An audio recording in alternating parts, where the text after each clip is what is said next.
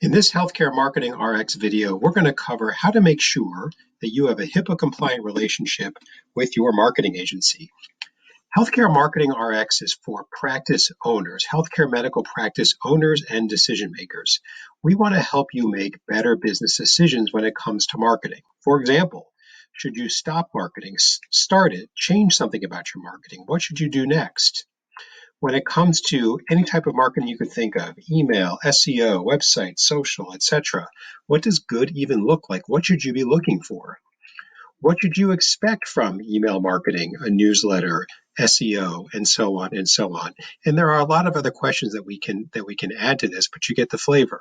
We want to help you make better business decisions. For the most part, we picture you as not doing the day-to-day marketing yourself, although you may have to do some, but you feel like you've got to make a decision about it and you want to make a good decision about it. And so we help frame those decisions up for you, which means that there's a few things that Healthcare Marketing RX is not. First of all, it's not legal advice. Today's video is a good example. We're going to be talking a bit about HIPAA, but we are not healthcare attorneys. We're not any kind of attorney. We're a marketing agency, so please do not construe this as formal legal advice. You'll hear us say this again. You should get yourself a healthcare attorney if you don't have one already. And the other thing that Healthcare Marketing RX is not, it's not a set of tutorials or how-tos, how to set up a Facebook page, how to do SEO, you name it. There's plenty of good information out there already that could explain and show you how to do just about anything you want to do. The world does not need more of those, but what we don't see a lot of is how to help you make good business decisions in the first place about these topics. So with that as a backdrop, let's get into it. And the first thing that's painfully obvious to say, but needs saying, is that you're covered by HIPAA.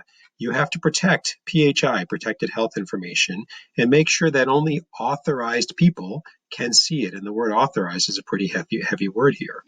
You are able to share PHI with outside agencies like marketing agencies under HIPAA, and marketing agencies are considered what's known as a business associate to you, the covered entity, and both of those are HIPAA-specific terms, covered entity and business associate. Turns out that a marketing agency may need a fair amount of exposure to protected health information. Usually, it's emails and cell phone numbers, sometimes paired with specific clinical information, but let us give you a few examples. So on your website, even the website hosting agency can see protected health information. How can they see that? Most commonly, it's in the form of a contact form or some other form that you've got on your website. The contact form is the easiest example. Every website has a contact us page, and every contact us page has a contact us form. And the forms always ask for the same information. Please give us your name, your email, your phone number, and then tell us something about why you're contacting us. And anybody can put whatever they want in that open field, anything from I'd like to make an appointment all the way down to here's 30 seconds of my detailed health history, now I need an appointment. And when you put all that together, even if that open field wasn't there, you've got protected health information. And anybody who can log in and see that, whether it's the hosting company or the marketing agency, they've got exposure to protected health information. You may be asking your marketing agency to do email marketing for you. Maybe there's a regular set of emails. Maybe there's an e-newsletter once or twice a month. In order to send those out, you need, and if it's going to patients, you need the patient's email address. So here we are back in protected health information territory. This is a symbol for reviews. More and more healthcare and medical practices are asking their patients to give them a review online. Most systems do so by sending emails asking for reviews or texts asking for reviews. And there it is again, email addresses and cell phone numbers along with the name. And then this image is meant to show advertising, whether it's advertising on social media, advertising on Google. There are ways, it's too much to get into here, but there are ways where although it's difficult to see an individual person specifically, you can glean some health history about specific people through paid advertising online. And so you've got to be careful. You may need a marketing agency to do these things for you, but you just have to do it in a HIPAA compliant way. So what makes a HIPAA compliant relationship with a marketing agency? Well, there's a few components to it. The first one is they will sign what's called a BAA, a Business Associate Agreement.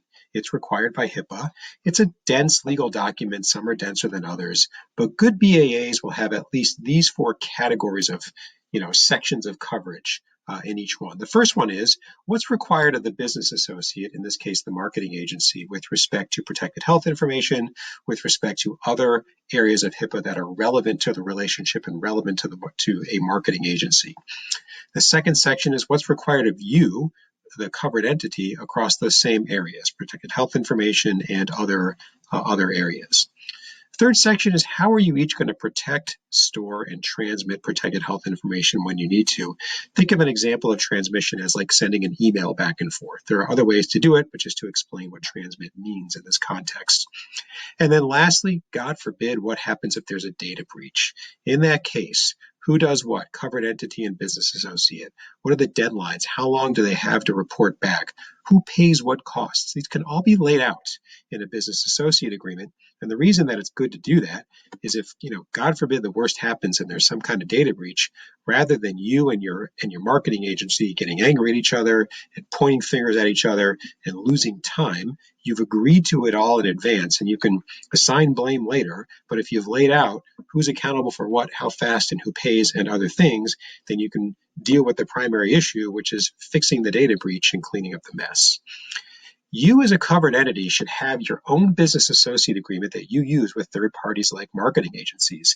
And a good healthcare attorney can draw one up for you, but you should have one. And every business associate that could have access to protected health information, you should make sure that they sign. We offer a business associate agreement to our covered entity clients who don't have one, which was all of them. Nobody ever thought about the overlap of marketing and HIPAA before we brought it to their attention. And so we found a healthcare attorney who created a business associate agreement as if a covered entity was giving it to us. So we biased it in their favor because that's what a covered entity would do.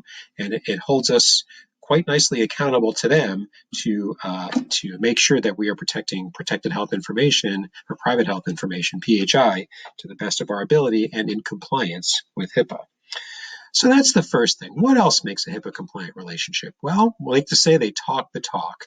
They use words that are, either these or sound like these. They say they're HIPAA compliant, they encrypt information or they have encrypted systems, they have secure storage, and so on and so on. And why is this important? Well, obviously a big part of HIPAA is keeping private health information private.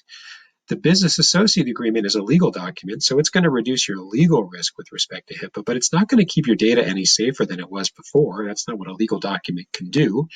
That's where these other systems and policies and procedures come into play.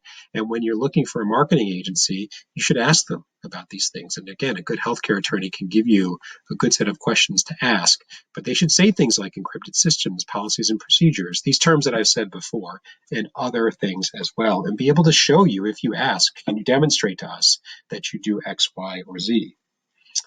Moving on, the third part that should be in place is that marketing agency, that business associate to you, should have BAAs in place with their own subcontractors. This is important. There needs to be an unbroken chain of BAAs and HIPAA compliance. It starts at you and goes all the way down the chain. Whoever else that marketing agency needs to bring in to get their work done should also have a BAA. This is something that we do. There are third-party tools that we subscribe to. We only choose HIPAA-compliant tools. There are other marketing agencies that subcontract for us from time to time. We have BAAs with them. We've had to switch a couple of tools and a couple of subcontractors because they didn't have BAAs or they were unwilling to sign our BAA. This is a different one than the one that I mentioned a second ago. And so we had to make the switch because we want to be part of the solution when it comes to HIPAA compliance with our clients. And so there is no breaks in the chain. There are no breaks in the chain from you down to the lowest level in this graphic when it comes to us. And then finally, just the catch-all, we're going to call it other stuff. This means consult your healthcare attorney. There are other things that need to be in place. We don't claim to be an expert on them outside of where marketing comes into play, but your healthcare attorney should. This is serious stuff. If you don't have a healthcare attorney, strongly recommend that you find one. Please don't rely on your general business attorney to be an expert on HIPAA for you. The body of law for HIPAA compared to contracts, leases, buy-sell agreements, all the other things that a good business attorney can do for you. It's different enough that we, in our opinion, we don't think that you should rely on a business attorney when it comes to healthcare law. So These are the main components of making a compliant relationship, putting one in place with a marketing agency. So now, what do? Let's say that you either have an agency or you're thinking of finding one. What do you do? Well, if you're evaluating agencies, ask them about HIPAA. Use this video, take your healthcare attorney's advice, put them together, and you've got yourself what we think is probably a pretty good checklist to make sure that you're covering all of your bases. In order to find agencies, if you don't have any yet, just Google HIPAA compliant marketing agencies and you'll get a good list. As you're looking at agencies, evaluate their compliance, kind of like what I just said, along with the other requirements that you have whenever you choose somebody to do work for you. Are they good at what they do? Do they have good reviews? Do they seem experts in their field? Do you have a good connection? And so on and so on. You just need to add this HIPAA checklist, so to speak, along with the other requirements. Now, if you're already working with an agency and you're sharing protected health information with them, but you don't have HIPAA compliant relationship in place, we really recommend that you correct that immediately. Find that healthcare attorney, get that BAA, follow the steps in this video, do what your healthcare attorney says. Finally, you might find that the agency that you're working with either can't comply or won't comply. Remember what I said a couple of minutes ago? We had to make a couple of switches because there were a couple of subcontractors who just weren't willing to do it. And there's no judgments there. These aren't the easiest. It's not the easiest thing to become HIPAA compliant. There's a lot of steps that we had to take, a lot of things that we keep in place over time to make sure that once we got HIPAA compliant, we stay HIPAA compliant. It's not everybody's willing to do it, but if you are in this situation, we really recommend that you switch agencies. Go Google HIPAA compliant marketing agencies, find yourself a fresh list. Maybe your current agency knows somebody and can recommend them. That would be really on the up and up. But nevertheless, don't leave this exposure. You don't need this exposure. It's easy to fix, and we think that you should. So that's our 2 cents on having a HIPAA compliant relationship with your healthcare marketing agency. Our library of healthcare marketing RX videos continues to grow. We want to help healthcare and medical practice